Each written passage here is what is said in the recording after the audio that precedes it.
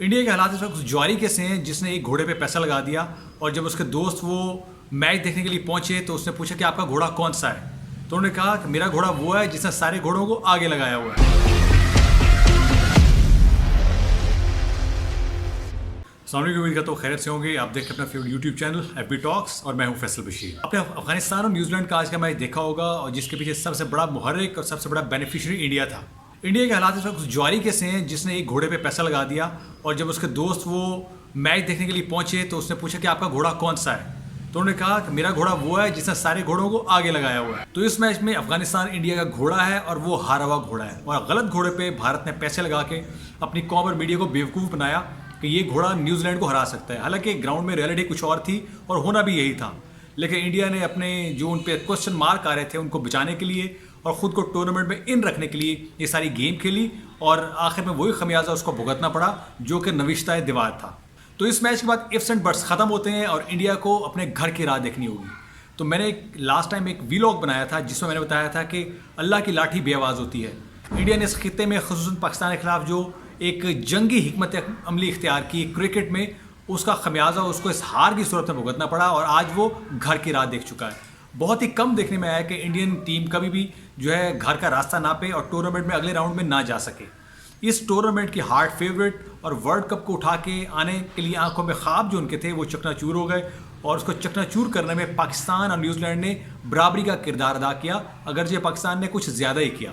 आपको मेरा एक और वीलॉग भी याद होगा जिसमें मैंने बताया था क्या इंडिया और अफगानिस्तान का मैच फिक्स था और मैंने उसमें वो इनडायरेक्ट फैक्टर्स बताने की कोशिश की थी कि जिसके लिए इंडिया ने एक्सेस किया अफगानिस्तान को कि वो इजी मैच ट्रे में रख के उनको पेश कर दें, जिसके लिए उनके अरबों के इश्तिहार बचाना भी उसका पार्ट था, इंडिया की साख बचाना भी उसका हिस्सा था और IPL बचाना भी हिस्सा था और लास्टली उनको इस टूर्नामेंट में रन रेट की बेस पे इन रहना था। सोचिए अगर अफगानिस्तान ने इंडिया को जीत ना दी होती या वो जीत गया होता या दूसरी सूरत में 10-15 रन से वो इंडिया से हार गया होता तो रन रेट की बेस पे आज से पहले तक इंडिया इस टूर्नामेंट से बाहर था।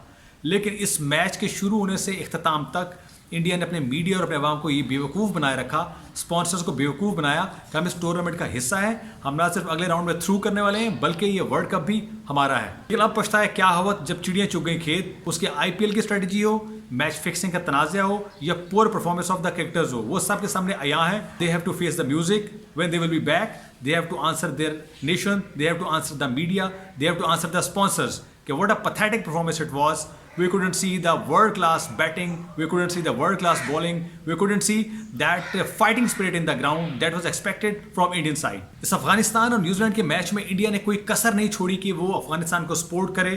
वो न सिर्फ अखलाकी स्पोर्ट है, वो मुआशी स्पोर्ट भी है और वो टेक्निकल स्पोर्ट भी है जिसमें उनके बैट्समैन को टिप्स देनी हो, उनको गेम प्लान बना के देना हो या अपने फिजियोज को उनकी तरफ भेजना हो कि किसी भी तरह से अफगानिस्तान न्यूजीलैंड को हरा दे। लेकिन वो शायद किसी एमको की जन्नत में रहते थे, वो ये नहीं देख रहे थे कि दोनों का अगर मवाजना किया जाए तो एक वर्ल्ड क्लास और एक वर्ल्ड चैंपियन लेवल की टीम को एक अफगानिस्तान टीम कैसे हरा सकती है। ऑल दो अपसेट का मार्जिन तो कहीं भी हो सकता है, लेकिन on paper and on ground New Zealand की टीम वाकई बहुत तगड़ी टीम है। इंडिया को ये बात पता थी कि ये मैच का जो रिजल्ट है वो उनके हक में नहीं आएगा, अफगानिस्तान मैच को हारेगा, लेकिन उनके मीडिया ने और उनकी कॉन्स्पिरेसीज ने और उनके जो लॉबिस्ट थे उन्होंने पूरी कौम को और दुनिया को बेवकूफ़ बनाने की कोशिश की कि इंडिया अभी भी इस टूर्नामेंट में इन है। अब होगा क्या, इंडिया का जो आखिरी मैच है जो नमीबिया से ड्यू है उसमें वो उनको अच्छी तरह से हराने की कोशिश करेंगे, दोबारा सेंचुरियाँ मारेंगे और शायद वो 200 स्कोर भी मार जाएं to face their save cause उन्होंने वतन वापस जाना है एक सक्सेसफुल विन लेके।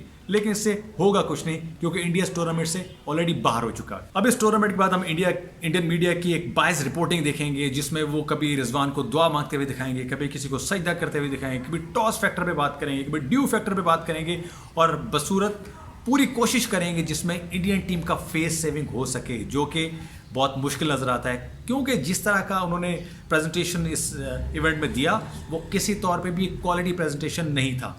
क्या क्या फैक्टर्स थे वो मैं अपने लास्ट वीलॉग्स में बहुत डिटेल से बता चुका हूँ, लेकिन इंडियन टीम में टीम वर्क नहीं था। आप वेस्ट इंडीज़ की टीम को देखिए जिसमें बड़े बड़े स्टार्स आपको देखने में मिले, जिसमें क्रिस गेल भी थे, जिसमें ब्रेवो भी थे, पॉलार्ड भी थे, लेकिन वो खातिर खा परफॉर्मेंस नहीं दे सके। तो पूरी दुनिया में जब भी कोई कॉन्टेस्ट होता है बड़े नाम कभी भी कोई कॉन्टेस्ट को नहीं जितवाते बल्कि टैलेंट जितवाता है और टीम वर्क जितवाता है। तो हमें इंडियन की टीम में ना टैलेंट देखने में आया ना टीम वर्क देखने में आया। हाँ, ऑल दो बड़े बड़े नाम जरूर थे जो कि पेपर के लिए एक हैवी टीम नजर आती है, लेकिन एक्चुअली उन्होंने ग्राउंड में क्या क्या क्वालिटी मैचेस में, वो सब आपके सामने। कुछ दोस्त सोशल मीडिया पे मेरे से ये भी पूछ रहे थे कि जी ये मैच भी कहीं फिक्स तो नहीं है जो कि अभी न्यूजीलैंड और अफगानिस्तान का हो रहा है। तो मैंने उनको कहा एब्सोल्युटली नॉट, क्योंकि एक तो न्यूजीलैंड जैसी बड़ी टीम इस तरह की चीज़ों में आने वाली नहीं है। दूसरा, जो ये मैच फिक्सिंग के टैक्टिक्स हैं ये अफगानिस्तान ये छोटी टीमों के साथ ही हो सकता है। क्लियरली डोमिनेट होती हुई नजर आ रही है न्यूजीलैंड से। न्यूजीलैंड किस तरह से चारों खाने उनको चित कर रहा है, उनको पिछाड़ रहा है, और वो रियली उनसे बुरी तरह से हार रहे हैं।